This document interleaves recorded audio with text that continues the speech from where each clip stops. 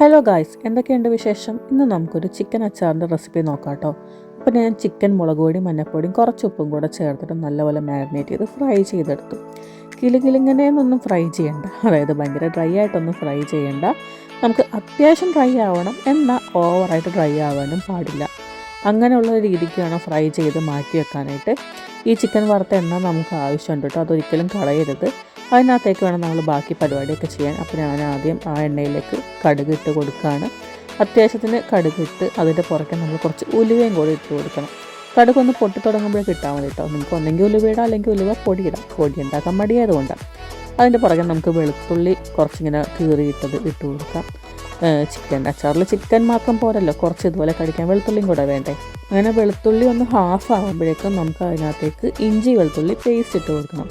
Meet പിക്കിൾസിൽ എപ്പോഴും ഇഞ്ചി വെളുത്തുള്ളി പേസ്റ്റ് കുറച്ച് കൂടുതൽ നിൽക്കണം. ഈ ഒരു പേസ്റ്റാണ് നമ്മുടെ പിക്കിളിന് ഒരു കൊഴുപ്പൊക്കെ കൊടുക്കണം കേട്ടോ. അപ്പോൾ അത്യാവശ്യം നല്ലോണം തന്നെ ഇടണം. അതുപോലെ ഇതിൻ്റെ പച്ചച്ചവ മാറാണ്ട് നമ്മൾ പൊടികളൊന്നും ഇടാനും പാടില്ല. നല്ല രീതിക്ക് അത് ഡ്രൈ ആക്കി എടുക്കണം. ആക്ച്വലി ഈ റെസിപ്പി എൻ്റെ അമ്മയുടെയാണ്. നമുക്ക് എന്ത് വെച്ച് വേണമെങ്കിലും അച്ചാർ ഇടാമല്ലോ. അതുകൊണ്ട് ഞാൻ എല്ലാം ട്രൈ ചെയ്യും. ഞാൻ ചെറുതായിട്ട് അതിവിടെ സെല്ല് ചെയ്യാറുണ്ട് കേട്ടോ. ഇതിപ്പോൾ എൻ്റെ ഒരു ക്ലയൻറ്റിന് കൊടുക്കാനായിട്ട് ഉണ്ടായിക്കൊണ്ടിരിക്കുകയാണ്. അപ്പോൾ അത് നല്ലപോലെ വഴണ്ട് വന്നപ്പോഴേക്കും നമ്മൾ അതിനകത്തേക്ക് ഉപ്പിട്ടു. പിന്നെ നന്നായിട്ട് ഡ്രൈ ആക്കിക്കൊണ്ടിരിക്കുകയാണ്. ഡ്രൈ ആക്കുന്നതിൽ ഇതിനകത്ത് കാര്യമുണ്ട്.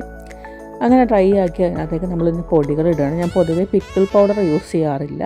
മുളക് പൊടി മഞ്ഞൾപ്പൊടിയാണ് ഇടുന്നത്. അത് വിട്ട് നന്നായിട്ട് ഇളക്കി നല്ലപോലെ ഡ്രൈ ആക്കി ആ ഒരു പച്ചമണമൊക്കെ മാറ്റിയെടുക്കണം. കുറച്ച് ടൈം എടുക്കുന്ന പരിപാടിയാണെങ്കിലും എനിക്ക് ചെയ്യാൻ ഇഷ്ടമാണ്. എന്നിട്ട് അതിനകത്തേക്ക് നമുക്ക് നല്ല ചൂടുവെള്ളം ഒഴിച്ചു കൊടുക്കണം. പച്ചവെള്ളം ഒഴിക്കാതിരിക്കാൻ ശ്രമിക്കുക.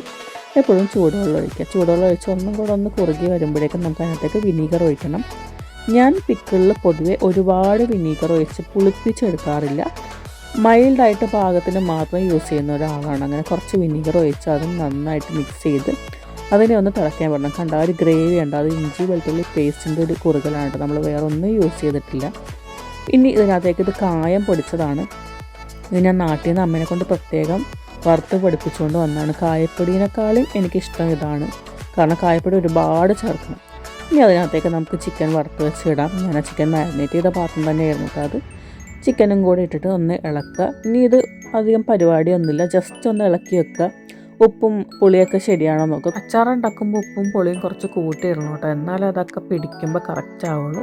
അവസാനം ഞാൻ ഒരു നുള്ള പഞ്ചസാരയും കൂടി ഇടുവാണ്, എല്ലാം ഒന്ന് ബാലൻസ് ചെയ്യാൻ വേണ്ടിയിട്ട്. കാരണം ഒരുപാട് ഉപ്പും ഒരുപാട് പുളിയൊക്കെ ഉള്ള സാധനമല്ലേ, അപ്പോൾ ഒന്ന് ബാലൻസ് ചെയ്യാൻ നല്ലതാണ്. അപ്പോൾ അത്രേ ഉള്ളൂ. ഇതാണ് എൻ്റെ ചിക്കൻ അച്ചാറിൻ്റെ റെസിപ്പി. എല്ലാവരും ട്രൈ ചെയ്ത് നോക്കാം. ബൈ ബൈ, അടുത്ത വീഡിയോയിൽ കാണാം.